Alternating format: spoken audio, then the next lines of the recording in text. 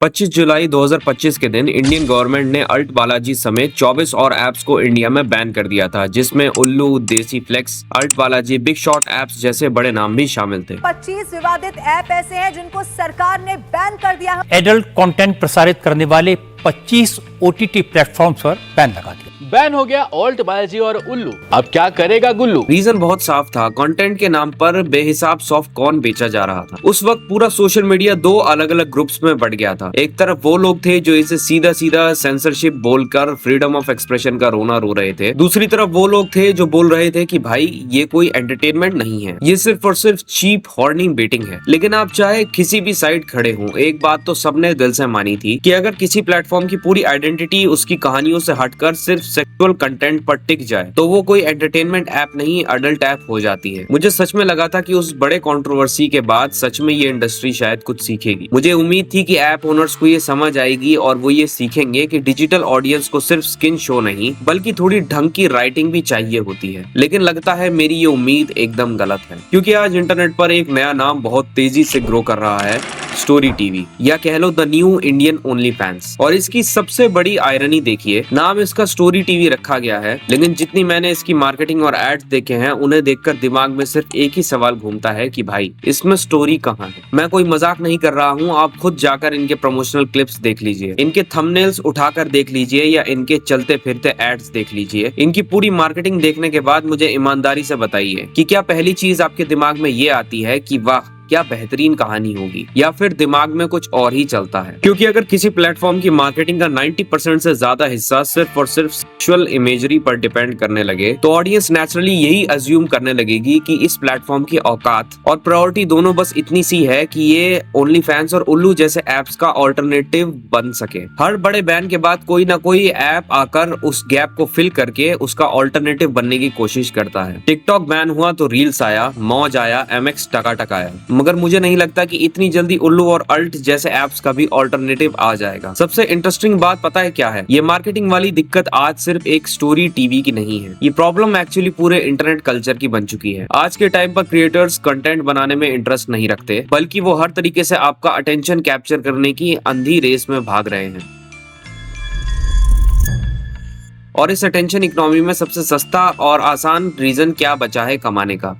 Lust. Tier 3, tier 4 शहर के auto drivers, मजदूर इनकी टारगेट ऑडियंस होती हैं, जो दिन भर के थकान के बाद सस्ते में वही चीज देखना चाहेंगे जो उन्हें इजीली प्लेजर दे सके। और ऐसे ही टाइम पे स्टोरी टीवी जैसे एप्स काम आते हैं। स्टोरी टीवी की मार्केटिंग का एक बड़ा हिस्सा उनकी सस्ती सब्सक्रिप्शन भी है, मगर ये मॉडल भी कैसे एक स्कैम है ये बताता हूँ। स्टोरी टीवी कहता है कि ₹1 दो और हमारा सब्सक्रिप्शन ले लो, और यही चीज सुनकर लोग पागल हो जाते हैं कि भाई सिर्फ ₹1। और स्टोरी टीवी को अच्छे से पता है कि उसकी टारगेट ऑडियंस क्या है और उनकी पॉकेट साइज क्या है, मगर असली खेल तो यहीं से शुरू होता है। एक बंदा एक्स पे कमेंट करके कहता है कि उसके लैंडलॉर्ड ने इस ऐप का सब्सक्रिप्शन लिया था। शुरू में तो ये सिर्फ ₹1 लेते हैं, मगर जैसे ही ऐप ऑटो पे ऑन करते हो आपसे ज्यादा पैसे ले लेते हैं। और इस बंदे का ये भी कहना था कि इसके लैंडलॉर्ड के ₹1500 वेस्ट हो गए इस ऐप के चक्कर में। और ये सब आज से नहीं चल रहा। क्राइम पेट्रोल से लेकर सावधान इंडिया, क्राइम अलर्ट और पता नहीं कितने चीप कॉपीज इन शो के हैं, उन सब के यही टैक्टिक्स होते हैं। सारे मेकर्स ऑडियंस की लस्ट और शॉक वैल्यू पे खेलना चाहते हैं, क्योंकि हम सब जानते हैं कि एक अच्छी और ढंग की स्क्रिप्ट लिखने में दिमाग लगता है, मेहनत लगती है एक अच्छे कैरेक्टर को ढंग से डेवलप करने में, और सॉलिड डायलॉग्स लिखने में रातों की नींद खराब करनी पड़ती है। लेकिन जैसे soft porn B grade content ये परोसते हैं, इसमें रत्ती भर की मेहनत नहीं लगती। बस टारगेट ऑडियंस पकड़ो और एक के बाद एक फेंकते जाओ शॉर्ट सीरीज के नाम पे ओनली फैंस कंटेंट। मुझे अडल्ट कंटेंट या शोज में इंटीमेसी दिखाने से कोई पर्सनल प्रॉब्लम नहीं है। सीन्स और अडल्ट एलिमेंट्स तो गेम ऑफ थ्रोन्स में भी थे, सेक्रेड गेम्स में भी थे और मिर्जापुर में भी भरे पड़े थे। लेकिन उन सारे बड़े शोज की असली आइडेंटिटी क्या थी? उनकी सॉलिड राइटिंग, उनके आइकॉनिक कैरेक्टर्स और उनकी बेहतरीन स्टोरी टेलिंग। किसी ने भी गेम ऑफ थ्रोन्स को सिर्फ उसके सीन्स के लिए पूरे 8 साल तक नहीं देखा, और ना ही किसी ने सेक्रेड गेम्स को इंटीमेट सीन्स की वजह से याद रखा है।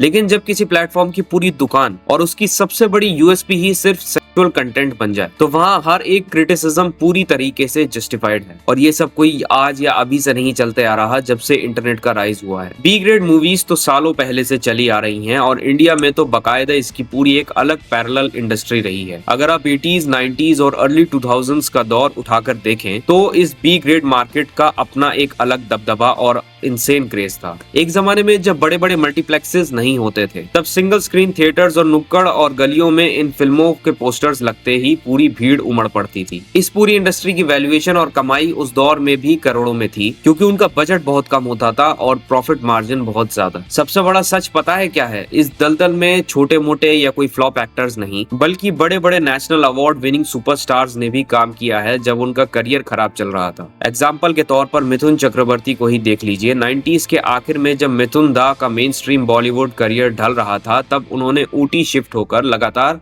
ऐसी लो बजट बी ग्रेड फिल्मों की झड़ी लगा दी थी, जो सिर्फ 2-3 हफ्तों में शूट हो जाती थी। उन सारी फिल्मों का ढंग का सर पैर नहीं होता था, लेकिन वो सिंगल स्क्रीन पर धंधा करोड़ों का करती थी और उन्हीं फिल्मों के दम पर उन्होंने अपना पूरा होटल बिजनेस खड़ा किया। उनके अलावा राजेश खन्ना और शक्ति कपूर जैसे बड़े बड़ों ने भी अपने करियर के लो फेज में ऐसी फिल्मों का सहारा लिया था। तो ध्यान से देखो तो ये स्टोरी टीवी वाले कोई नया बिजनेस नहीं कर रहे हैं। ये वही पुरानी बी ग्रेड इंडस्ट्री है जो पहले सिंगल स्क्रीन के अंधेरे फिल्मों में चलती थी और अब बस टेक्नोलॉजी का मास्क पहनकर आपके मोबाइल पर ओटीटी के तौर पर बनकर आ चुकी है। फर्क सिर्फ इतना है कि पहले लोग लाइन में लगकर छुपकर टिकट खरीदते थे और आज ये खुद दरवाजे पर खटखटाकर ये कचरा आपकी स्क्रीन में घुस रहा है। मुझे नहीं पता स्टोरी टीवी कल को कितना बड़ा प्लेटफॉर्म बनेगा, लेकिन इतना जरूर पता है कि जिस दिन प्लेटफॉर्म की मार्केटिंग उसकी कहानियों से ज्यादा डिस्कस होने लगे, उस दिन अलार्म बज जाना चाहिए। और अब वक्त आ गया है कि हम इन सब बातों को घुमा फिरा कर बोलना बंद करें और सच को सीधा एक्सेप्ट करें।